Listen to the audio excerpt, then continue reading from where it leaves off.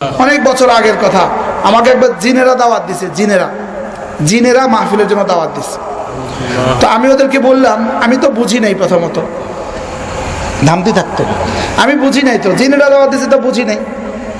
তখন তো আর মোবাইল ছিল না, তিনজন মানুষ ঘরে গেছে, রুমে গেছে, দাওয়াত দিয়ে চলে আসছে। আমিও দাওয়াত সময় মতো চলে আসলাম, আইসে হয়রান হয়ে গেলাম।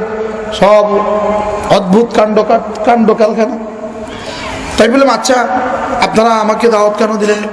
হুজুর, আপনি যে কোরআন শরীফ দেখে দেখে ওয়াজ করেন এবং হাতে একটা তসবিহ থাকে, এটা আমাদের কাছে খুব ভালো লাগছে। কথা বুঝলেন? খেতে বসলাম, আমি তো আমার গতিতে খাইলাম। এত বড় বড় বলে ভাত, এক এক বল এক একজনে খেয়ে ফেললো। আমি দুনিয়াত নাই, বুঝছেন? এরপরে কি মাহফিলে কি করতেছে, কয়েকজন মাহফিলে বেহুশ হয়ে পড়ে গেল, ঘুরে পড়ে গেল। পরে আমি বললাম, এরা ঘুরে পড়ে গেল কেন?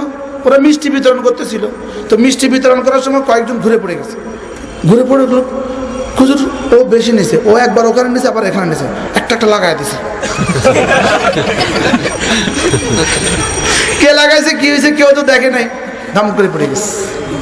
পরে আমি বলতেছি, আচ্ছা আমি তো পরীক্ষা করতেছি, এখন মিষ্টি খাবো, রাত বাজে 2টা।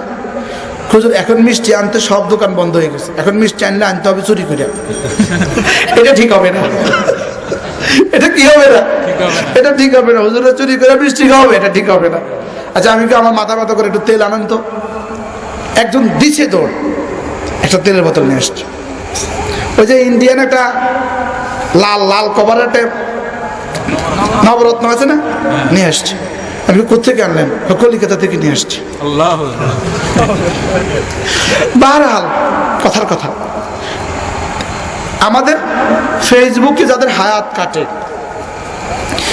আজকের এই কথা লিখে রাখবেন একটা কাগজের মধ্যে, আমার ফেসবুকে হায়াত কত ঘন্টা কাটছে লিখে রাখবেন। হাসরের ময়দানে দেখবেন তামাশা, দেখবেন তামাশা। আলিমাত নাফসুম মা আহদারাত।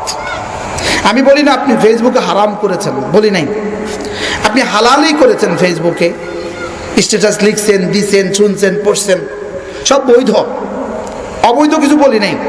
কিন্তু আপনি গিয়ে দেখবেন, আমার বন্ধু সে কালেমায়ে তয়্যিবা পড়ছে 100 বার, আর এই সময়টাকে আমি ফেসবুক দেখছি, আপনি দেখবেন যে আপনি পাইছেন মাটি আর সে পাইছে হীরার পাহাড়। আপনি তখন কি করবেন জানেন? আঙ্গুল কাইটা, হাত কাইটা এখান পর্যন্ত নিয়ে আসবেন, আঙ্গুল ছিঁড়ে ছিঁড়ে ফেলবেন, কামড়াইতে কামড়াইতে।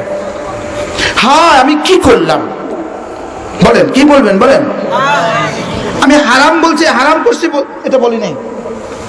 আর যদি গুনাহ হয় আর হারাম হয়, তাহলে তো কলিজা শুদ্ধ ছিঁড়ে ফেলবেন।